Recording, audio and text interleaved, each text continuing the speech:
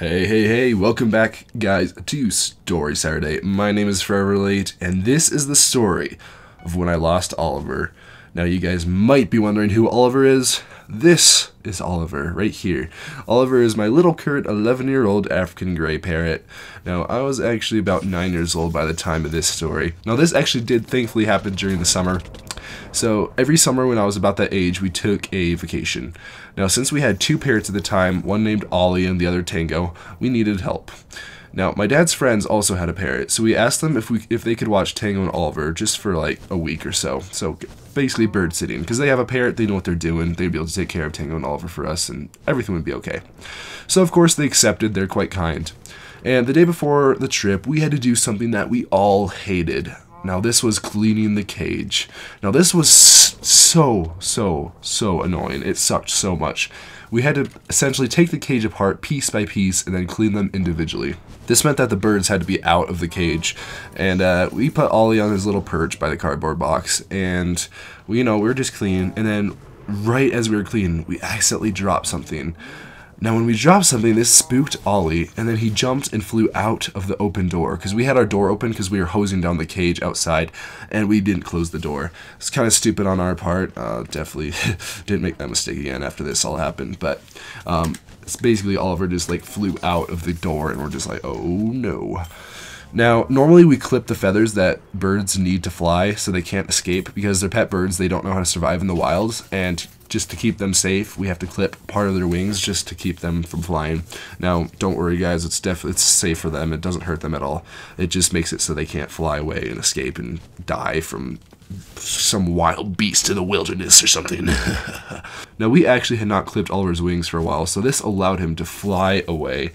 And we tried to see where he went, but there was no hope, guys. We knew the general area of where he was, but we weren't exactly sure where he was. Now, Ollie is an African gray, as I said, and African grays are very intelligent. They can talk and they can mimic noises. So Ollie can actually imitate the sound of a microwave, a phone, someone knocking on the door, and pretty much any electrical equipment out there. The one of the person knocking on the door is extremely annoying, because I will like go to the door and there'll be no one there, and I'll just like, this bird will just be like, yeah, got you again, sucker. It doesn't actually sound like that, but basically our idea to get Oliver back was to use our cordless phone, which he had memorized, and continuously press the call button so that he would like reply with the phone sound so we could find where he was. And unfortunately that didn't actually work. So after a whole day of searching, we still couldn't find him. And at this point, I was crying so much. And my brothers were just really sad. And so we actually did end up posting a Craigslist ad searching for him. So we just asked if anyone found an African gray in this certain area, please let us know, because we're missing him. His name is Oliver, and he makes all sorts of little sounds and stuff. So we did that, and actually after about a day or so, someone remarkably called us. No, they said they actually had an African gray that they found in a tree. He had been squawking very loud and was crying for help, and so the lady said that her husband actually climbed about 50 feet in the air to get him in this tree. And it actually turns out they only lived about 3 minutes away from our house. So we quickly went over to the house and discovered that they were actually a smoker family. Now, this is really bad for birds, because if they inhale too much smoke, it could actually kill them or shorten their lifespan by a whole lot.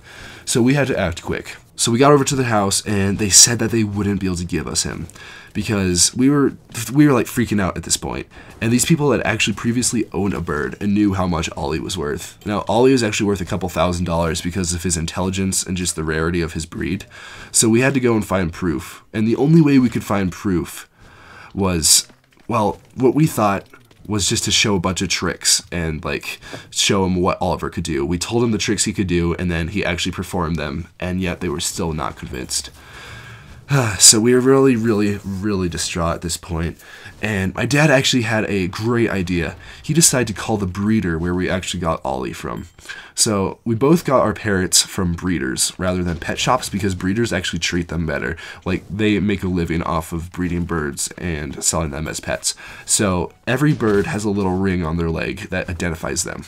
So it gives the breeder's initials, the identification number, and the number of the bird that the breeder owns. So we were able to get the information from the breeder, who had sold it to us about 9 years, or probably about 5 years earlier, actually. Or I want to say, actually, maybe like 6 or 7 years earlier. So this person had not heard from us in about 7 years, yet she still had the paperwork, fortunately. So we got the information from the breeder, and we were like, okay, this is the information. We have the exact information that's on Ollie's ring, and can you please give him back to us? So they checked over the paper, they saw that we weren't lying, and then we actually did give them the paper so that they could check on his ring, and they gave us back Ollie. So we finally had Ollie back, and after about a week, we finally had him, and we were so happy. And the funny thing is, I actually wrote a poem about this whole experience. There was actually a poetry contest going on for the city where I live, and the theme was Lost and Found.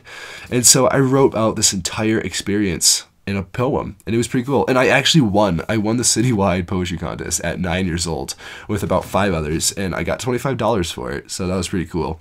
And yes, there is actually a video of me reciting it when I was about 9 years old on their website. But honestly, guys, I can't be bothered to find it. It's probably just a cringe fest, so yeah, I don't think I want to do that. But yes, guys, Ollie is still safe and sound to this day. My dad has taken very good care of him, and he is relatively content in his good old little life. And I'm very glad to have him back. That was just a really annoying process. We didn't know if we'd be able to get our pet back because this bird actually had a lot of significance. The day he was hatched was actually the day that my grandpa died. And so my grandpa gave some money to our name, and we decided to buy Ollie with that money in remembrance of my grandpa. So every time it's my bird's hatch day or whatever, we also remember my grandpa. So it's just a really cool thing. We really would not want to lose him. And that's the symbolism for Ollie in our lives. So it's just really cool, and I'm really glad we were able to get him back. But anyway, kids, remember, if you own a parrot and he isn't trained to be outside, don't leave the doors open while cleaning cages before you go on vacation, guys. Because your African Grey might just leave, and yeah, it'll be a long process to get him back. But yeah, guys, thank you so much for watching. Thank you so much for the awesome support on the last videos. Hopefully those did help you guys out a lot. And I will see you guys in a brand new video. Bye, guys.